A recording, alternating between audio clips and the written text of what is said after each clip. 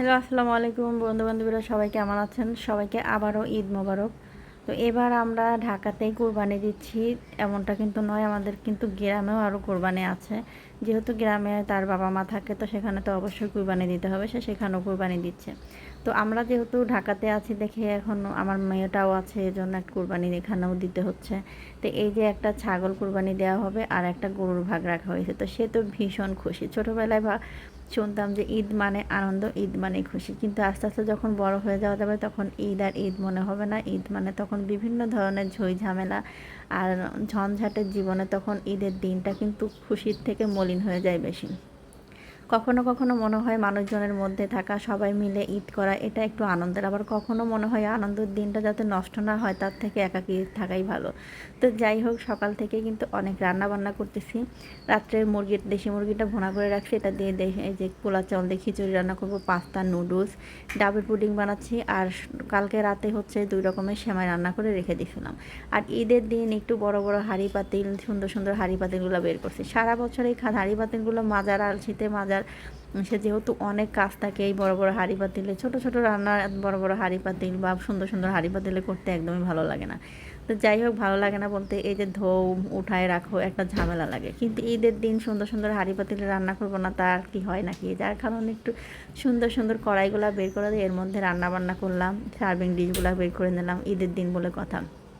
সকাল থেকে অনেক রান্নাবান্না গুছিয়ে নিলেও কোনো কিছু আর খেতে ইচ্ছে করতেছে না, কোনো কিছু পেটের মধ্যে যাচ্ছে না, কেন মনে হচ্ছে যেন মুখের কাছে আর যাচ্ছে না। এখন পর্যন্ত তেমন কিছুই খাওয়া হয় নাই।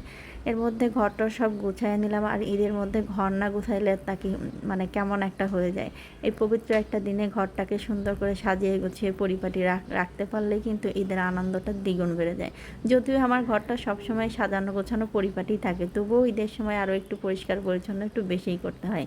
তো এর মধ্যেই কিন্তু আমাদের খাসির মাংসটা চলে আসছে, এবং এখন সব কিছু এখন ভাগ ভাগ করে কিন্তু সবাইকে বন্টন করতে হবে। তারপর নিজেদেরটাও রেখে দিলাম। এবার রান্নার মাংসটুকু আমি সুন্দর করে আলাদা করে নিচ্ছি। এখন এখানে প্রায় 2 কেজি পরিমাণ খাসির মাংস নিয়ে নিচ্ছি। তো সব ধরনের মশলা কষায় নিচ্ছি। তো প্রথমে সরিষার তেল দিয়ে এর মধ্যে কিন্তু আমি যে গোটা গোটা যে মশলা, কালো এলাচ, গোলমরিচ, তেজপাতা, এই সব কিছু দিয়ে, এলাচ, দারচিনি, মানে সব কিছু গোটা মশলাগুলো দিয়ে তেলে দিয়ে নিয়ে তারপরে হচ্ছে আমি মশলাটা কষাই নিয়ে মাংস কষাই নিয়ে এরপর মাংস হওয়া হওয়া অবস্থায় একটু জয়িত্রী আর সাদা এলাচ গুঁড়াটা দিয়ে কিন্তু নামাই ফেলবো। তাহলে কিন্তু রেডি হয়ে যাবে খাসির মাংস। আর খাসির মাংস এরকম অল্প মশলায় কিন্তু কষায় কষায় রান্না করলে অনেক বেশি টেস্টি হয়। তো খাসির মাংস তো রান্না শেষ, এখন গরুর মাংস আসলে গরুর মাংসটা বসাই দিব। তো আমার আজকের ভিডিওটা কেমন লাগলো, ভালো লাগলো অবশ্যই একটা লাইক কমেন্ট করবেন। বাকি ভিডিওটা এরপরেই দেখবেন।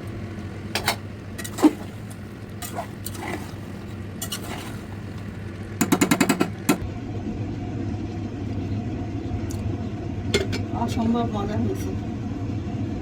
সবাই চলে আসেন, সবাইকে দাওয়াত। সবাই ভালো থাকবেন, আল্লাহ হাফেজ। আর আমার ভিডিওটি ভালো লাগলে অবশ্যই একটা লাইক কমেন্ট করে দেবেন। ধন্যবাদ সবাইকে। এখানে প্রায় 3.5 কেজি থেকে 4 কেজি পরিমাণ আছে। কুরবানির মাংস রান্না করতে গেলে কিন্তু প্রচুর পরিমাণে পানি বেরোয়। আমি কিন্তু খই চালের মধ্যে দিয়ে পানিটা ঝরাই নিছি। তারপরে দেখেন কত পানি, প্রায় 1 ঘন্টা ধরে রান্না করতেছি, একেবারেই নিখুঁত আছে। আর এইভাবে রেখে দিয়ে কিন্তু মাংসের মধ্যে 1 ফোঁটাও পানি দেওয়া লাগবে না, এমনিতেই সেদ্ধ হয়ে যাবে। সবসময় মাংস একটু বেশি রান্না করলে খাইতে কিন্তু বেশি পরিমাণে টেস্ট হয়। তো এই যে আজকে আমার রান্না বান্না, তো আপনাদের সাথে শেয়ার করলাম। আপনারা সারাদিন আজকে ঈদের দিন কী করলেন অবশ্যই কমেন্ট করে জানাতে ভুলবেন না যেন। তো আজকের মতো বিদায় নিচ্ছি, সবাইকে আল্লাহ হাফেজ, টাটা, বাই বাই।